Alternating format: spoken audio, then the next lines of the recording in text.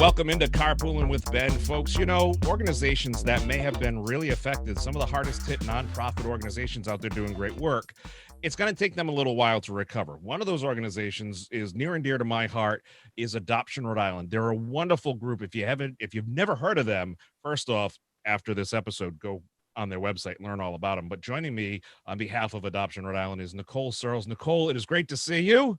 Thank you, Ben. Thank you for having me. It is a pleasure. My thoughts to you as being married to Mark Searles of NBC. Thank you. And if you wouldn't mind, just once again, remind him that I'm not a phone repair person. I will do that. I was telling him that story the other day.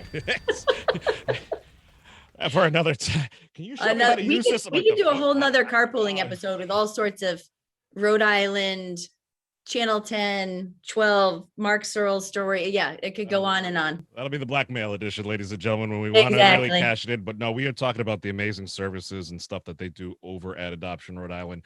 Talk to me about your connection to Adoption Rhode Island and how you came to know about this organization and work with them. So it was one of those, I had a friend, a Rhode Island connection, who had worked with them for years, invited me to an event.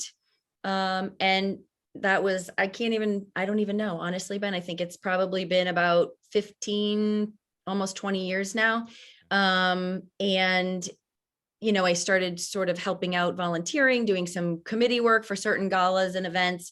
And then I did some contract work for them, as a former member of the local media, using those connections to sort of help them get the word out, craft their message. They had a specific campaign they were working on at the time.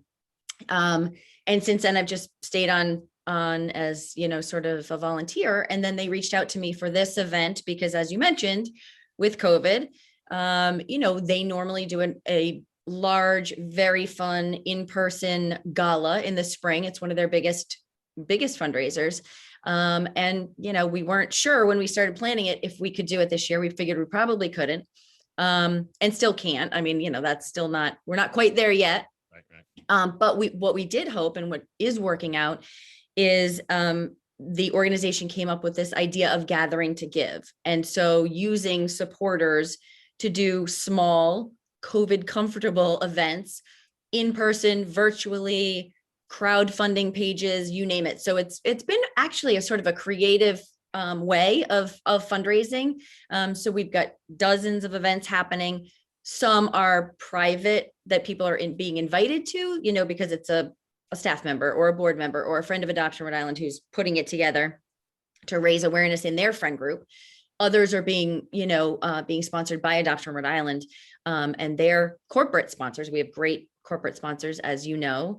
And so, we're doing those events as well that anybody can join. So it's a whole sort of hodgepodge of great events to raise awareness and to raise those funds. I mean, this is a big fundraiser for us normally. And, as you also know, there are some things that Adoption Rhode Island does. The process of matching children, foster care, adoption, that whole process is funded, through government funds and through grants but there's a lot that Adoption Rhode Island does that's not taken care of, that we need help from supporters. And that's what makes Adoption Rhode Island so unique and so special, is they have those programs that, they've really worked to, cultivate and make such an impact on the child and the family, and perhaps even the family that is,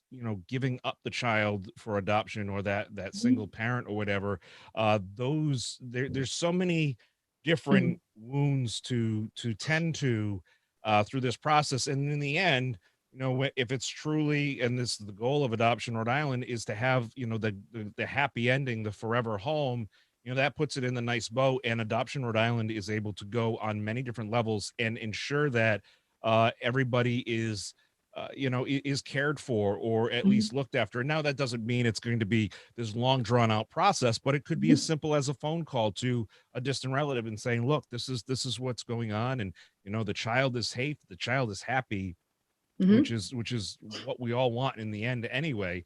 And they've also done a great job at getting the word out and Mhm. being active in the community. Of course, we both dearly miss Judith McSoley, who was Oh, just such a champion for that organization, and mhm. she put together the Heart Gallery. Which, I mean, think about it this way: where else would a multi six-time world champion NFL team be able to help a small, and I don't mean small as an insult. I mean small as it's a Right. relatively compact organization like Adoption Rhode Island, giving field access. Here's the trophies. Go ahead and giving these wonderful photo sessions with a world-class photographer, and making it Mhm. special for these kids. So it's just something so special what they do at Adoption Rhode Island. Yeah, and you're absolutely right, Ben. I think that, the Heart Gallery is a huge piece of, and Judy was, you're gonna make me cry. I can't even go there, Yeah. but she was fantastic. And it's all of those little things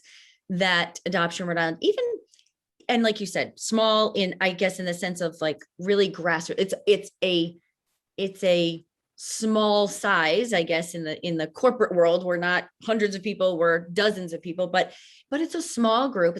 It's people doing a lot with not a lot of, it's just the time and the effort. But one of the things that always strikes me, I was the first time they actually hired me to do some contract work, and I had volunteered and I knew what Adoption Rhode Island was, but you don't really learn the intricacies of what they do, the little things that, people that donate $25, $50, 75, that's where all of that money, that it goes directly back to these kids and to some of the things that they do, providing a camp experience.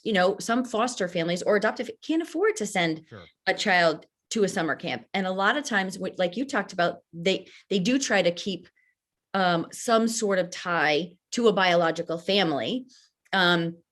And so maybe that's it. Maybe they're going to camp with a sibling that they only get to see once a year. I Right. mean, when I think about our children, they're very lucky that we can do a summer camp, and we don't really think about it, and we're blessed in that way. But see, I'm going to cry. But it's all those little things. And so I was in a meeting once, and I said to Darlene, the CEO, I said, I would walk into these meetings, the first one, and there were tissues on the table, and I was like, okay, Yeah. what's happening?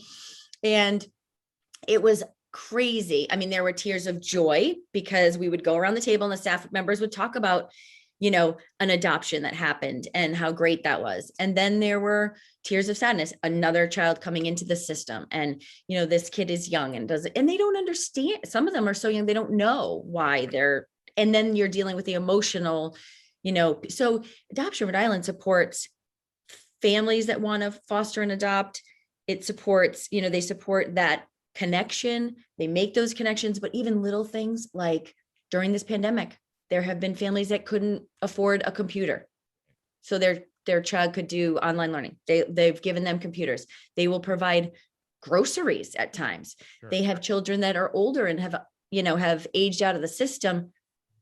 They will provide furniture for their home. Thank you to Cardi's, who's a huge supporter of Adoption. But, Sure. groceries, all of these little things that I think for me were so, I think the name alone, sometimes when you lead with that Adoption Rhode Island, people think it's the adoption process and it's the paperwork and it's it's that piece of it. It's not. It's so much more than that. Sure. So Absolutely. Well, I like what you mentioned though about the smaller amounts, and when people are able to do what they can. I mean, mhm, let's think about for the gala for a second. I've been to them. They're always a blast, and we see big numbers. What we're mhm, doing right now with the Gathering to Give is we're mhm, taking this opportunity to focus on the smaller things, because you know what? mhm. If I could get 4 or 5 friends together and say, "Hey, look, uh, I'm going to pay for the round of golf. You guys take the money you would, and I want you to donate it there." Well, we're going to, let's be honest. I've never played golf in my life. I'm just speaking hypothetically. So, so you're not doing a golf event, Ben? I have ADHD. They don't let me near a golf course. Okay. But somebody, Trivia night. and it's something, anything like that, Something. that right there is now going to help fund that summer camp experience. It's Mhm, going to fund something, fun for that family to mhm. do, or it can fill a very important need, because I don't know if you realize this, Nicole, the cost Uh-oh. of internet access hasn't gone down. And I know No. all the bandwidth, as soon as this whole thing hit, went, I mean, faster than the Yes. NASDAQ. I mean, it was Oh yeah. like everybody all of a Yes. sudden needed to up their plans and stuff. And you're right, you know, okay, that might need a little bit of assistance, you know, to get groceries or to have that Mhm. extra boost. So this is going to be Absolutely. something fun and exciting. We've talked about the many different ways. What's the official way to kind of register my individual event or my thing that I'm doing? How best to tie it in and make that connection to Adoption Rhode Island? So I think the best thing to do if you want to host an event, which is definitely not too late, we're our goal was to sort of get everything to happen on June 5th, but some people, you know, a Saturday in early June. So if you want to do it beforehand, if Folks, you want we'll to, always take your money. We will always right. take I your mean, money at Adoption Rhode listen, Island. there's always a child who needs a backpack of supplies to go back to school. Absolutely. So whatever it is. But yes, so it's certainly not too late to register for, and it can be a crowdfunding page, which is, you know, send out a bunch of emails and Simple. great, super simple. But so we have a gathering to give .eventbrite. Okay. So you can go on Eventbrite and register, but you know, we also have, you can text to give. We have adoptionrhodeisland.org where there's a donate button. You can follow us on Instagram, Facebook, Twitter. We're doing a lot of sort of pushing out of the things that we are doing that anybody can go to. So we're sort of gearing up and letting people know about some of the events that are coming up that they can attend. So there are a lot of ways to sort of stay in touch and find out about what's going on and how they can help. But I would say any of those, you know, adoptionrhodeisland.org or gathering to give .eventbrite. That is awesome. Folks, there's a lot of great ways you can get involved.